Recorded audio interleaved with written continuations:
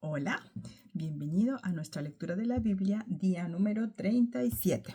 Hoy nos encontramos leyendo el libro de Génesis. Tenemos que leer para este día los capítulos 20 al 23 del libro de Génesis. Así es que comenzamos en el nombre del Señor Jesús con algunos pensamientos interesantes que me parecieron de esta lectura. Y la primera empieza con la historia de Abraham y el rey Abimelech, ya que cuando Abraham salió, dice, de la tierra del Negev, se fue a habitar como forastero en Gerar, y el patriarca Abraham una vez más vuelve a hacer de las suyas y le dice a Sara, su mujer, en el versículo 2, que era su hermana al rey, y Abimelech, rey de Gerar, envió y tomó a Sara. Pero Dios, dice, vino a Abimelech en sueños de noche y le dijo: he aquí, muerto eres a causa de la mujer que has tomado, la cual es casada con marido. La acusación inmediatamente en sueños de Dios, no es que alguien vino y se lo dijo, estamos hablando de que era el rey, no cualquiera tenía la autoridad para venir y parársele, ¿no? Y decirle, pero vemos aquí que Dios se encarga del asunto. Más sin embargo, mira lo que sucede, porque a mí me pareció fascinante ver la justicia de Dios, hasta en eso, ¿no? Abimelech le dice: Señor, ¿matarás también al inocente? El 5, no me dijo él, mi hermana es, y ella también dijo, es mi hermano. Con sencillez de corazón y con limpieza de mis manos he hecho esto. Él no estaba tomando a una mujer que sabía que era casada, entre paréntesis, adulterio, totalmente inaceptable para Dios. Sino que pensaba que era una mujer soltera. Qué bella debe haber sido, por si acaso, ¿no? O sea, como que, wow, los reyes se volvían locos por Sara. Y dice, el número 6, en sueños, Dios le dijo: yo también sé que con integridad de tu corazón has hecho esto, y yo también te detuve de pecar contra mí, y así no te permití que la tocaras. Ahora pues, devuelve a la mujer a su marido, porque es profeta, y orará por ti y vivirás. Y si no la devolvieres, sabe que de cierto morirás tú y todos los tuyos. O sea, Dios le dice, le enrostra el pecado al ser humano y le dice, por esto y por esto vas a morir. Pero le dice, tienes la opción. Si no lo quieres hacer, allá tú, pero sabe que de cierto morirás. Así es también en el Evangelio de Cristo. No es a la fuerza, no podemos obligar a nadie. Yo quisiera, a lo mejor con alma y vida, que toda mi familia recibieran a Cristo y fueran salvos y aceptaran a Jesucristo como su Salvador. En fin, todas esas cosas preciosas, ¿verdad?, que sabemos los hijos de Dios. Pero si ellos no quieren, nadie los puede obligar. ¿Por qué? Porque yo veo que ni Dios mismo obliga a una persona a voltearse de su mal camino, a retornar, a darse la vuelta, ¿no? A rehusarse a seguir pecando y aceptar la gracia de Dios. Pero sin embargo, Dios tiene misericordia dando la voz de aviso. Y ese es el trabajo nuestro como hijos de Dios, simplemente imitar a este Dios y dar la voz de aviso y decirle, esto es lo que estás haciendo mal, esto y esto es pecado a Dios. Nacimos pecadores, somos pecadores y necesitamos arrepentirnos y necesitamos aceptar a Cristo y dejar de pecar. ¿Ya? Entonces, eso es básicamente como la historia para mí aquí como central, y ver esto. Y ya, pues entonces Abimelech, obvio, obedeció, lo vas a poder leer ahí, va y viene, y le entrega a la mujer, le dan bendiciones a Abraham y demás. Y en el versículo 17 dice, entonces Abraham oró a Dios, y Dios sanó a Abimelech y a su mujer y a sus siervas, y tuvieron hijos, porque Jehová había cerrado completamente toda matriz de la casa de Abimelech a causa de Sara, mujer de Abraham. Es una tremenda responsabilidad ser hijo de Dios, porque si como hijo de Dios yo hago pecar a alguien, como en este caso Abraham estaba a punto de hacer pecar a un hombre, a un rey, y por castigo Dios a ese pecado iba a castigar, había castigado de hecho ya a esos hombres, cerrando toda la matriz, que todos estaban estériles. Qué tremenda responsabilidad como hijos de Dios de cuidar nuestro proceder para no hacer que otra persona caiga en pecado por causa nuestra, de dirigirnos y conducirnos correctamente, ¿ya? Porque si Abraham, el padre de la fe, no estaba exento e inmune a caer en el mismo error hasta 2 veces, porque ya esta es la segunda vez que leemos que él mintió respecto a esto, diciendo verdades a medias, porque efectivamente Sara era su media hermana, ¿no? Pero a la vez también era su mujer, su esposa. Entonces, si Dios estaba viendo aquello y lo notó Dios como algo en contra de este rey, ¿verdad? A punto de hacerles que todos quedaran las mujeres con sus matrices cerradas, ¿no? Estériles. Entonces, yo también debo de cuidarme, porque no estoy exenta de caer, mas sin embargo debo estar alerta en todo momento. Y bueno, pasamos entonces ahora a lo que es el capítulo 21, donde vemos lo que finalmente se cumple. Después de como 20 años de recibir la promesa, finalmente dice aquí, voy a leer los dos primeros versículos del capítulo 21, que son lo máximo para mí en este caso, y dice así: visitó Jehová a Sara como había dicho, e hizo Jehová con Sara como había hablado. Y Sara concibió y dio a Abraham un hijo en su vejez, en el tiempo que Dios había dicho. Entonces, Dios hace como Él dice, con quien Él ha dicho, en el tiempo que Él ha dicho. No antes, no después, no a través de terceros, ¿ya?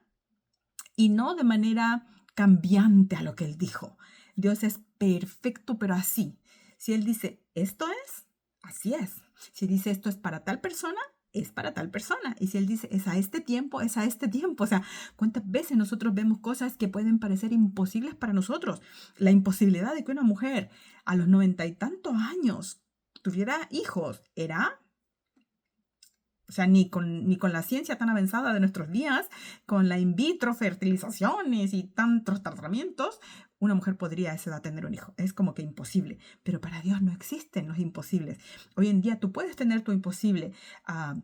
Un matrimonio roto, una enfermedad que no tiene cura, yo no sé, pero si Dios da promesa, Dios la va a cumplir y a su tiempo, no cuando yo quiero. No nos desesperemos, no nos impacientemos y sigamos simplemente confiando y teniendo fe en este Dios de los imposibles. ¿Ya? Ahora, no todo lo que parece imposible Dios te lo va a conceder. Si Él no lo ha dicho, no lo ha dicho tampoco. Por eso es importante tomar esto en cuenta que es como Dios había dicho. Si Dios no te ha respondido que te va a dar una sanidad o te va a hacer un milagro imposible en esta tierra, pues espera primero esa respuesta, ¿no? Y ora sin cesar. Entonces, demostrar nuestra fe en espera, porque Dios cumple. Y así que llegó ese hijo de Abraham y llamó a Abraham el nombre de su hijo Isaac, ¿ya? Que le nació de Sara. Y dice el versículo 4, y circuncidó a Abraham a su hijo Isaac de 8 días como Dios le había mandado. Entonces, estaba por un lado su fe, la espera, se cumplió, está ahí ese hijo que lo culmina todo, pero también sigue estando el responder a los mandatos de Dios. Y dice aquí, Abraham de 100 años. Sara, 91 entonces. ¿Ya? Cuando nació Isaac, su hijo. Y pues bueno, crece de más y llega el momento en que el niño tenía que ser destetado, ya dejar de amamantarlo. En aquel tiempo no era como hoy día, que las madres le dan 1 o 2 meses a los niños el pecho, sino que se los dan hasta bien grandecitos. Y se tenía que hacer la celebración, ¿no es cierto? El banquete, dice la palabra. En el 9 dice, y vio Sara que el hijo de Agar, la egipcia, el cual ésta le había dado a luz a Abraham, se burlaba de su hijo Isaac. Otra vez, ¿ya? La burla y la soberbia. Hablamos de burla el día de ayer, no, el día de antier, si mal no recuerdo, ¿no? Cuando estábamos hablando de la burla, que el Hijo de Dios no debe de ser burlón. Que Dios estaba castigando la burla del pueblo. Fue en Isaías. Y dice entonces que se burlaba. Por tanto, dijo Abraham, echa a esta sierva y a su hijo, porque el hijo de esta sierva no ha de heredar con Isaac, mi hijo. Podríamos decir, qué cruel. Pero Dios tenía una promesa que Dios le había dado a Abraham, que iba a ser con el hijo de Sara, la bendición, no con el hijo de la egipcia. Y aquí está otra vez el resultado de querer echarle una manita a Dios. Ella está cosechando lo que sembró, tratando de torcer la mano de Dios, apurar los planes de Dios y querer resolver por su cuenta en lugar de esperar a la resolución de Dios para los problemas, ¿no? Entonces, como Dios es Dios, de todas maneras que está en el asunto, dice el versículo 12, entonces dijo Dios a Abraham, no te parezca grave a causa del muchacho y de tu sierva, en todo lo que te dijere Sara, oye su voz, porque en Isaac te será llamada descendencia. 13, y también del hijo de la sierva haré una nación porque es tu descendencia. Entonces, pese a que Dios le está diciendo, sí, este es el que se queda en casa, este es el heredero, este es en el quien te voy a hacer válidas todas las promesas que te hice. No voy a desamparar al otro porque sigue siendo tuyo. Yo no estoy promoviendo las relaciones fuera del matrimonio, pero muchas personas llegamos a los caminos del Señor viniendo de una vida desordenada, ¿ya? Y puede ser que alguien llegó y tenía hijos fuera de matrimonio antes de llegar a Dios y que Dios ordenara su vida. Pues esos hijos, ponlos en oración delante de Dios. Pídele a Dios también por ellos para que Dios también los bendiga y los alcance, porque son tus hijos. Y si tú ahora eres un hijo de Dios o una hija de Dios, también tus hijos pueden alcanzar estas promesas y Dios no los va a desamparar. Así que en eso me quedo y en eso me amparo porque sé que Dios es verdadero, ¿ya? Y bueno, Abraham lo hace porque Dios ya le dijo, hazle caso a Sara. Así tienes que hacer, como ella te dice, pues él lo hace, ¿ya? Ojo también, cuidado con nosotros las mujeres. ¿Qué le decimos al esposo? ¿Estamos de acuerdo a la voluntad de Dios cuando le damos consejos, cuando queremos que ellos hagan algo? Porque a mí me parece o no me parece. Primero vaya yo a Dios para ver si es así. O sea, que Dios me pueda respaldar como respaldó a Sara en la petición. ¿Pero por qué la respaldó? Porque lo que Sara estaba pidiendo iba de acuerdo y alineado a la voluntad que ya Dios había expresado que tenía para ellos, que era bendecir a Abraham del hijo de su vientre, de su descendencia, ¿ya? Y bien, entonces Agar sale con su hijo y llegan al desierto y se quedan sin agua y se preocupa, lógico, la mamá y el niño llora y dice que oyó Dios la voz del muchacho cuando lloró, ¿ya? Y el ángel, en el versículo 17, y el ángel de Dios llamó a Agar desde el cielo y le dijo, ¿qué tienes, Agar? No temas, porque Dios ha oído la voz del muchacho en donde está. Mira que la madre de ese muchacho ahora estaba oyendo la voz de Dios a causa de ser hijo de Abraham, hijo de la promesa. Hasta la otra mujer puede alcanzar bendición, digo yo, ¿no es cierto? Ahora le dice, levántate, alza al muchacho y sosténlo con tu mano porque yo haré de él una gran nación. ¡Qué bendición! Que después, ahora ese hijo también era padre de familia y había una bendición debajo de él para una nación grande también, ¿no? No me voy a meter en el lío de que ahora la historia dice que pues de este Ismael ahora vienen los musulmanes que vienen a ser el enemigo acérrimo del pueblo de Dios. Ese es otro tema. Bien, entonces Dios lo hace y le bendice y dice que al final ella le tomó mujer de la tierra de Egipto a Ismael y se cumplió lo que Dios dijo, ¿verdad? Ahora vamos a ese pacto que vino ahora después a hacer entre Abraham y el rey Abimelech, porque dice que entonces vino a Abimelech a Abraham y le dijo, Dios está contigo en todo cuanto haces. Versículo 22. Se nota en lo que hacemos, si Dios está en el asunto con nosotros, si Dios está en nosotros, en cómo nos conducimos o no. Y lo notan los de afuera. Y le dice, versículo 23, la última parte, sino que conforme a la bondad que yo hice contigo, harás tú conmigo y con la tierra en donde has morado. Y respondió Abraham, yo juraré. Ser recíprocos en la bondad. Acabamos de leer el día de ayer que no paguemos mal por mal, que paguemos bendición por la maldición que nos dan. Que cuanto más entonces, digo yo, si hemos sido bendecidos. Y ciertamente Abraham había sido bendecido, donde le permitieron quedarse en esa tierra y habitó ahí tranquilamente, excepto por una pequeña situación que tú vas a leer ahí, ¿verdad? Pero bonito es respetar y, como dice el dicho, no morder la mano del que me da de comer, sino ser agradecido, cuidadoso y bondadoso. No ser mal agradecido. Así que cuando se veía la bendición, Abimelech dijo, bueno, este hombre Dios le está bendiciendo, y los entraron en un juramento y en un pacto, y lo hicieron, ese pacto, ¿verdad? Ahí en ese momento. Y qué importante. Ahora, por ese pozo de agua que vas a leer ahí, ¿verdad? Dice ahora que en el versículo 30, y él respondió, que estas 7 corderas tomarás de mi mano para que me sirvan de testimonio que yo cavé este pozo. Por esto llamó a aquel lugar Beerseba, porque allí juraron ambos. Tomó esas 7 corderas en base a sus costumbres de ese tiempo, ¿no? No era como que agarraban papel y lápiz y firmaban contrato, sino que tenía que haber una manera de hacer un testimonio. de aquel acuerdo o de aquel pacto. Y eso era lo que estaban haciendo en este momento. Eso me lleva a mí a pensar que muchas veces los hijos de Dios somos demasiado confiados, de palabras hacemos las cosas. Y yo aprendí algo desde niña que decía mi mamá, las palabras se las lleva el viento, papelito habla. Entonces el hijo de Dios también tiene que respaldarse en cuanto a cosas legales. Estamos hablando de que era un pedazo de tierra y un pozo de agua, que en aquel tiempo era algo vital, como sigue siendo hoy en día el agua, ¿verdad?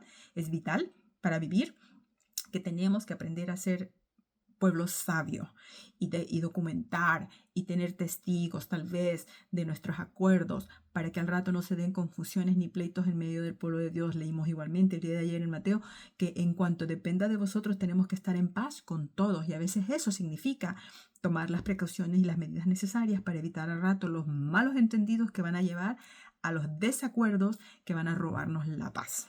Mira cómo se va entrelazando la palabra del Señor. Dato curioso, Berseba significa pozo del juramento. El nombre que le dieron a ese pozo era eso justamente, que ahí habían hecho juramento. Y bien, nos vamos al capítulo número 22, ¿verdad? Donde ahora Dios viene a probar a Abraham, dice, ¿verdad? Ahí así empieza hablando.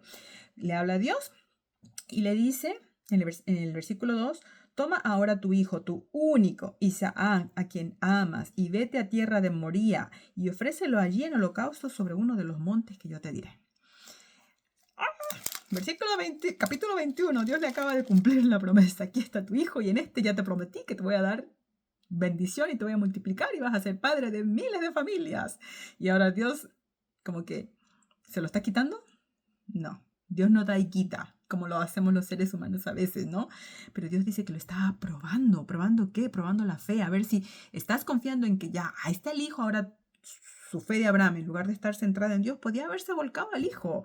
Ahora tampoco sabemos la situación, pero hoy en día yo veo, yo no soy madre de un solo hijo o hija, yo tengo muchos, pero veo padres que tienen un solo hijo y ¿sabes que los echan a perder?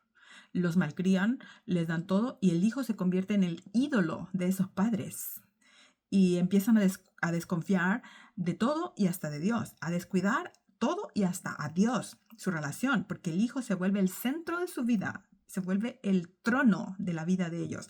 Y Dios estaba evitando a lo mejor estas cosas porque él quería que Abraham siguiera confiando en él, en Dios, y no en el hijo.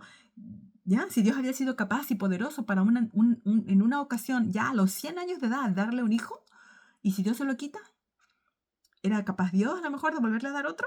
¿O Abraham iba a aferrarse a ese hijo? Confiar en el hijo y no en Dios que se lo había dado, en la promesa de Dios.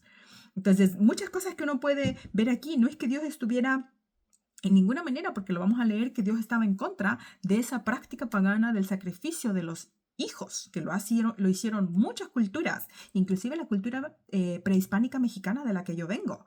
Sacrificaban bebés y humanos y vírgenes a sus dioses paganos, a sus ídolos. Entonces Dios no estaba a favor de aquello, pero dice, precisamente por eso empieza aquí, que Dios estaba probando a Abraham. ¿Ya? Y bien, Abraham agarra y lo hace. Y me interesan dos cosas aquí. Número 1, en el versículo 5, que Dios le dijo a Abraham y a sus siervos cuando llegaron al punto que Dios le dijo, esperad aquí con el asno y yo y el muchacho iremos hacia allá y adoraremos y volveremos a vosotros. ¿Con qué certeza él sabía que iban a ir y que iban a volver? Volveremos, lo dijo en plural, no le dijo espérenme aquí, ahorita vengo, en singular. ¿Dónde está mi fe? ¿En qué estoy confiando? Él ciertamente ya estaba confiando, pero aún así va y sube y dice, preparado para hacerlo, porque sube y dice, tomó Abraham la leña del holocausto y la puso sobre Isaac su hijo, y él tomó en su mano el fuego y el cuchillo y fueron ambos juntos. Si Abraham hubiera en algún momento dudado, Dios no me va a hacer matar a mi hijo. A ver, criados aquí, cuídenme al hijo, yo ahorita vengo porque voy a hacer un holocausto a Dios, pero sin el hijo. O sí, voy a ver qué Dios quiere y voy sin cuchillo y sin leña. ¿Sí entienden a lo que voy? Como que no, él puso todo en las manos de Dios, tanto al hijo como los implementos para el holocausto, pero a la vez está diciéndole, vamos a volver, en plural. ¡Wow! Así como que qué fe la de Abraham y hasta dónde llegaba esa confianza en este Dios que a veces a nosotros nos falla. Bien, seguimos. Cuando llegan arriba, el hijo le dice, en el versículo 7, ¿ya? He aquí el fuego y la leña, mas ¿dónde está el cordero para el holocausto? El niño todavía está sin idea. No clue, dicen los americanos, ¿ya? Y respondió Abraham en el versículo 8, Dios se proveerá de cordero para el holocausto, hijo mío, e iban juntos. ¿Entiende algo? Él no dijo, Dios me proveerá el holocausto para ofrecerle. Dios se proveerá a sí mismo. Y esto, hasta el día de hoy, yo lo he escuchado que nos apunta, nos habla de ese Cristo. Dios no nos proveyó a nosotros, o Dios no necesitó de nosotros siquiera para proveerse de ese sacrificio perfecto, de ese cordero perfecto que fue Cristo. Dios se lo proveyó a sí mismo. Dios lo tomó de sí mismo, que era su propio Hijo, divinidad total, plena en la Trinidad, Padre, Hijo, Espíritu Santo, ese Dios trino al que servimos. De ahí mismo se tomó de sí mismo, se proveyó para nosotros. Qué maravilla que Abraham ya podía como aludir a aquello, ¿ya? Él no sabía que estaba hablando del Cristo, obvio, ¿no? Yo sé que me van a decir, no, pero ya estaba haciendo alusión a esa soberanía y magnificencia de Dios que no nos necesita en lo absoluto. Dios se proveerá, como a sí mismo, yo le voy a poner el extra ahí, para el holocausto, hijo mío. Así tú y yo debemos de decir, Dios se proveerá, ¿ya? Y bien, él hace todo lo que tiene que hacer y levanta su mano y toma el cuchillo. Entonces dice en el versículo 11, el ángel de Jehová le dio voces desde el cielo y dijo, Abraham, Abraham. Y él respondió, heme aquí. Y dijo, no extiendas tu mano sobre el muchacho, ni le hagas nada, porque ya conozco que temes a Dios por cuanto no me rehusaste tu hijo, tu único hijo. Ese ángel de Jehová no era un ángel creado, un arcángel, un serafín, un querubín, no. Ese ángel de Jehová, yo entiendo, era Cristo porque le dice, no me rehusaste a sí mismo. Ese era el Cristo mismo, ese es el ángel de Jehová. Porque no me lo rehusaste a mí, entonces era la Trinidad hablando, era Dios mismo hablando, no me rehusaste a tu hijo, tu único hijo, en lo que a lo mejor el hombre podía poner su promesa. Eso es lo que Dios quiere que yo le entregue, que no ponga mi confianza en lo que Dios creó, sino en el Dios que lo creó, ¿ya? Entonces, dice el versículo 14, Abraham llamó el nombre de aquel lugar Jehová proveerá, Jehová Jireh, Él se provee a sí mismo. Entonces, ese es el Dios que tú y yo servimos, el Dios proveedor. En los momentos que parece que ya no hay otra cosa y que estoy contra la espada y la pared, tal vez, como este momento podría haber sido para Abraham, que yo no puedo decir que me lo imagino porque te mentiría, ¿verdad? Lo que se siente, lo que él pudo haber sentido, pero entiendo que sí sirvo a ese mismo Dios que él sirvió. Jehová Jireh, Jehová proveerá. ¿Ya? Y ahora le vuelve a hablar Jehová, dice, el ángel de Jehová habla a Abraham por segunda vez desde el cielo y le dice en el versículo 16, por mí mismo he jurado, dice Jehová, que por cuanto has hecho esto y no me has rehusado, tu hijo, tu único hijo, o sea, lo único que tenía, lo más importante, de cierto, le vuelve a reiterar esa promesa, te bendeciré y multiplicaré tu descendencia como las estrellas del cielo y como la arena que está a la orilla del mar, y tu descendencia poseerá las puertas de sus enemigos. En tu simiente serán benditas todas las naciones de la tierra, por cuanto obedeciste a mi voz. La fe con obediencia. Para mí estas palabras son importantes y me han llegado porque no es la primera vez que Dios me habla a mí por estas palabras. De confiar en Él, de obedecerle a Él, de no rehusarle a Él. No es a los hombres a quienes estamos sirviendo, sino a este Dios y obedecerle a su voz, ¿ya?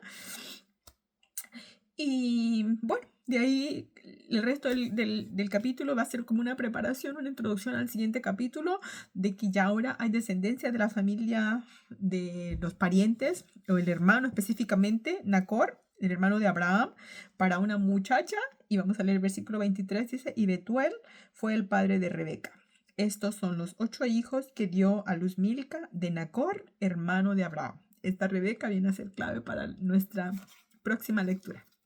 Así que bueno, que Dios te bendiga y el Espíritu de Dios te dé a ti lo personal que tú necesitas de su palabra, te alimente el Señor.